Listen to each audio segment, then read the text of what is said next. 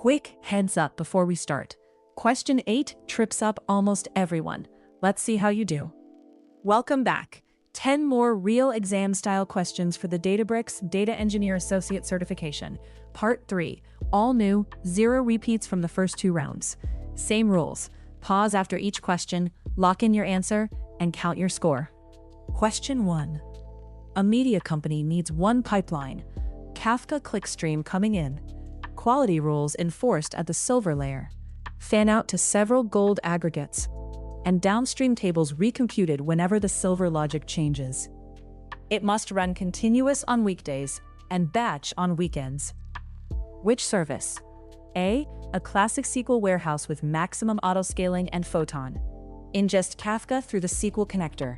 Enforce check constraints on silver, and refresh the gold tables with scheduled queries. B. Lakeflow Declarative Pipelines. One definition runs continuous or triggered. Expectations enforce the quality rules, and the dependency graph recomputes downstream tables automatically. C. A long-lived all-purpose cluster running one handwritten structured streaming app. Kafka offsets live in the checkpoint, and the notebook streaming UI covers the monitoring requirement. D. A multitask workflow with 1 job cluster per task, a streaming ingest task, independent silver tasks, and gold aggregation tasks parallelized across the DAG. Lock in your answer.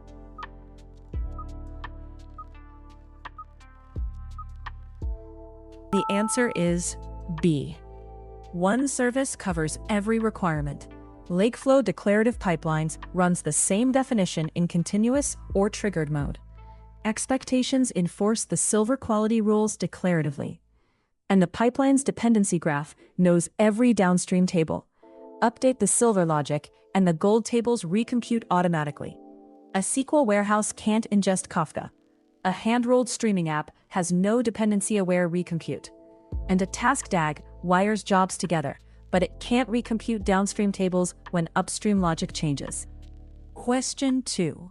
Your team adopts Databricks Connect to run and debug PySpark from VS Code against live Databricks compute. Where does the code actually execute? A. The whole script ships to the driver over SSH and runs entirely on the cluster, including the non-Spark Python, with standard output streamed back as your only feedback channel. B. The notebook is compiled into a JVM bytecode bundle and submitted through the Jobs API as a batch run. The IDE helps at write time, but there's no interactive runtime inspection. C. Everything must be rewritten as Spark SQL first. The Spark Connect protocol serializes only SQL logical plans, so Python imports, variables, and control flow can't participate. D. Plain Python runs locally in your IDE. Data frame calls become logical plans run on the cluster. Local UDFs are serialized across, and actions like collect bring results back.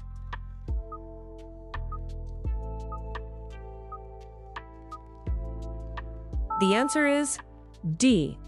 Databricks Connect is built on Spark Connect, and the split is the whole point. Plain Python stays local. Your breakpoints work. Every data frame call becomes a logical plan sent to the cluster. Local UDFs are serialized across. And an action, collect, show to pandas, triggers remote execution and brings the results back to your IDE. Nothing ships wholesale over SSH. There are no bytecode bundles. And no, you don't rewrite anything as SQL. Question 3. A junior engineer proposes a medallion design. Bronze does deduplication and schema enforcement. Silver stores raw files as is. Gold holds cleansed, enriched data for machine learning. What's the correct assessment? A. Bronze and silver are reversed. Bronze keeps raw data append only. Silver applies dedupe, filtering, casting, and conformance. And gold serves curated business products. B. Fully correct as described. Enforcing schema in bronze catches errors at the earliest possible point. And raw files in silver let analysts explore untouched data. C. Correct for streaming architectures only.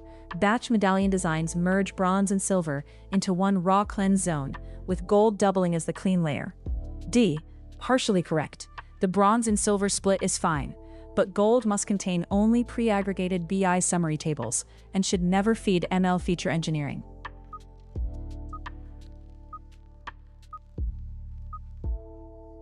The answer is A. The proposal reverses the first two layers. Bronze persists source data exactly as received, append only, minimal transformation, so you can always replay history. Silver owns deduplication, filtering, typecasting, and schema conformance.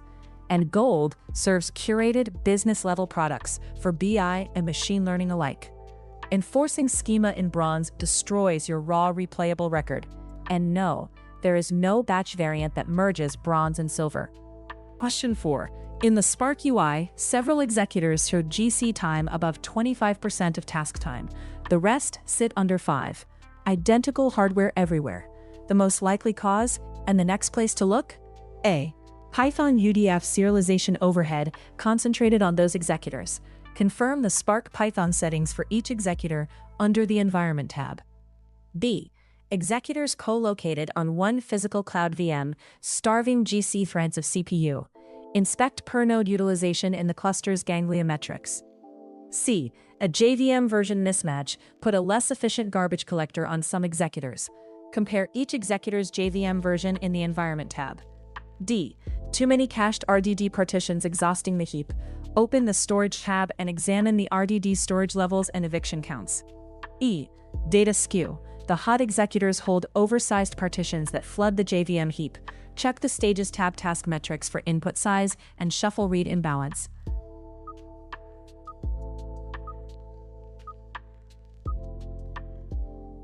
The answer is E. Identical hardware with uneven GC. That's the signature of data skew.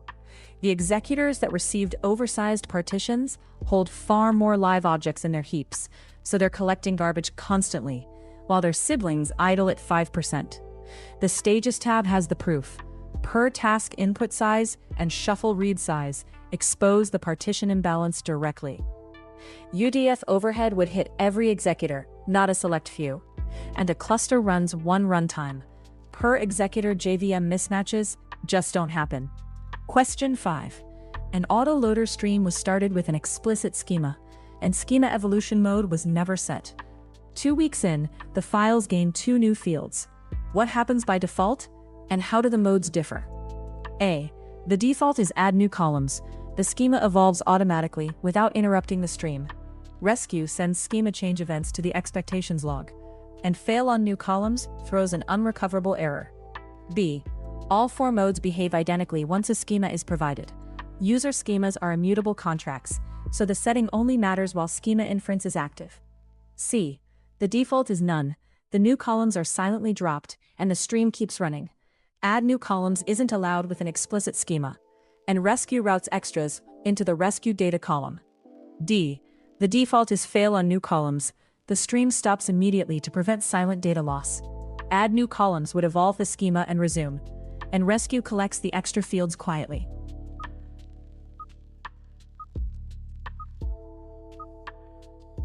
The answer is C. With an explicit schema, the default mode is none. The new columns are silently dropped, and the stream keeps running, which is exactly how surprise fields vanish for weeks without anyone noticing. Add new columns only applies to inferred schemas, or schema hints. Rescue tucks unmatched data into the rescued data column without failing. And fail on new columns halts on any change, but you have to opt in. The default is silence, not failure. That's 5 down, halfway there. What's your score so far? Drop it in the comments. And let's keep going, because the second half is where it gets tricky. Question 6. A buggy run double-counted a gold table. You must atomically replace its entire contents from a corrected query. No window of partial data. And keep the delta history for audit. Which command? A. Truncate table, then insert into the corrected rows. The truncate is a fast metadata-only operation, so the pair behaves like one logical replacement. B. Insert overwrite with the corrected select. One atomic delta transaction replaces all rows, and the prefix version stays in history for time travel. C. Create or replace table as select.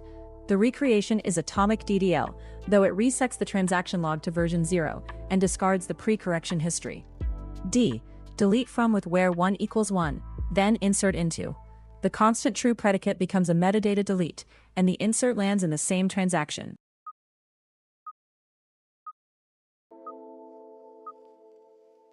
The answer is B. Insert overwrite replaces the table's entire contents with the query result in one atomic delta transaction. No partial data window. Schema and table properties preserved. And the double-counted version stays right there in the log. The scribe history shows it. Time travel reaches it. Truncate plus insert is 2 transactions. A reader can land in the empty gap between them. And delete plus insert? Also 2 transactions. And that where 1 equals 1 delete is not the free metadata operation it claims to be. Question 7. One asset bundle must deploy to dev, staging, and prod, each with its own Unity catalog and cluster size, without duplicating the job YAML. Which DAB feature does this? A. Job templates, a single Jinja template rendered per environment with Databricks bundle render before each deployment. B. Environment inheritance. Each target declares parent default, and the engine deep merges the shared definition, with the target's values winning. C. A shared resources YAML convention. Definitions in that file replicate to every target, with overrides read from per environment subfolders. D. Workspace variable injection. Variables defined in the admin console are injected automatically into any bundle deployed to that workspace. E. Variable substitution. Resources reference variables for the catalog name and worker count. Defaults are defined once, and each target's block overrides only what differs.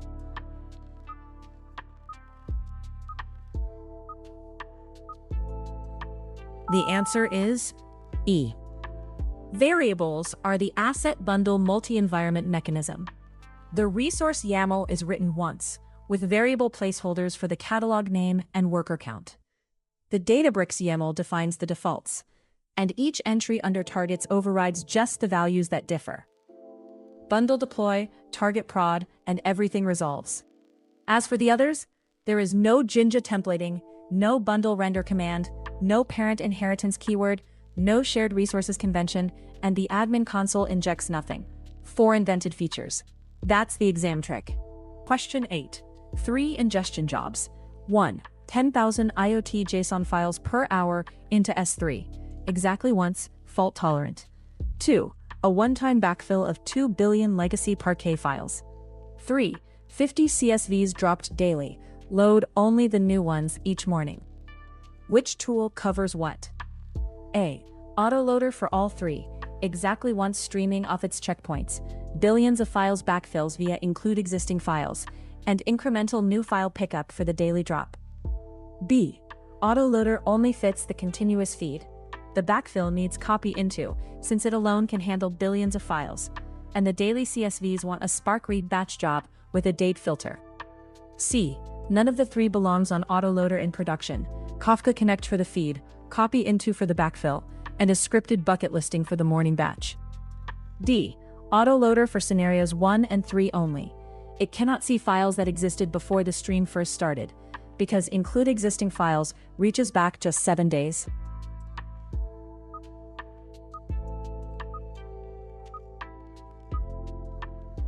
The answer is A. Autoloader covers the whole matrix, and that surprises people. The streaming feed gets structured streaming with exactly once semantics from its checkpoints. The docs are explicit that it can process billions of existing files for backfills. Include existing files is on by default. And for the morning drop, the checkpoint remembers what's already been ingested, so only the new files load. The 7-day limit in option D, pure fiction. And hand-rolled bucket listings just recreate what checkpointing already gives you for free. Question 9. Bronze holds raw JSON clickstream, inconsistent field casing, null order IDs, and duplicate events from upstream retries. Which transformation set correctly builds the silver table for revenue reporting? A. Copy bronze to silver untouched, and push all filtering and deduplication into a gold table. Transformations at the silver layer would break reproducibility. B. Keep only the raw JSON string in silver, and expose a view that parses it at query time, so schema changes can be accommodated without rewrites. C. Merge into silver matching on event ID. Insert new records, update existing ones with the latest payload. Then enable column mapping to absorb the casing. D. Drop duplicates on the event ID, cast order ID and filter out the nulls, standardize the column names, and write to silver incrementally with trigger available now.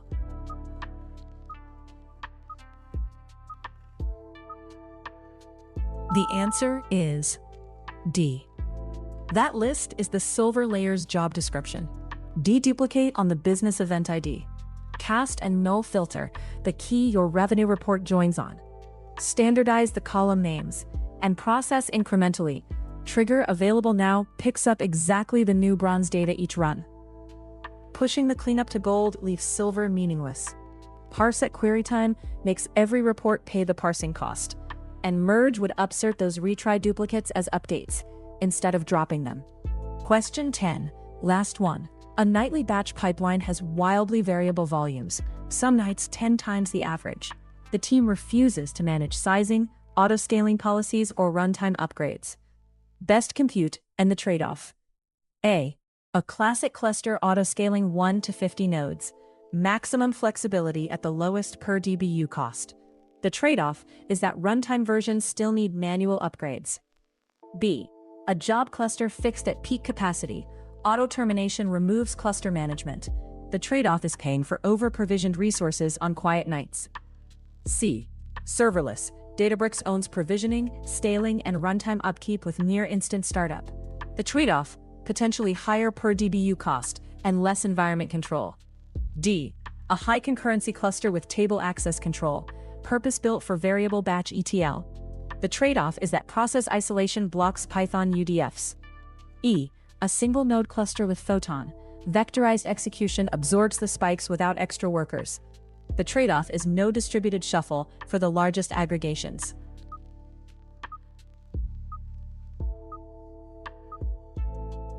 The answer is C. Hands-off is the requirement, and serverless is the hands-off option. Databricks provisions, scales through the 10x nights, and keeps the runtime current. No policies to tune, near-instant startup. You accept the trade. Per DBU cost can run higher, and you give up control of the environment. A classic auto-scaling cluster still makes you manage policies and upgrades. Exactly what the team refused. And fixed at peak burns money every quiet night. When the requirement says 0 infrastructure decisions. And that's all 10. Time to count your score. 0 to 4? Not yet, but now you know exactly where your gaps are. 5 to 7? You're close. Give it 2 more weeks. 8 or more? Book the exam. You're ready. Tell me your score in the comments. And if you haven't done parts 1 and 2, they're linked in the description. 20 more questions just like these. For full-length practice exams, head to testlogichub.com. Good luck on your exam.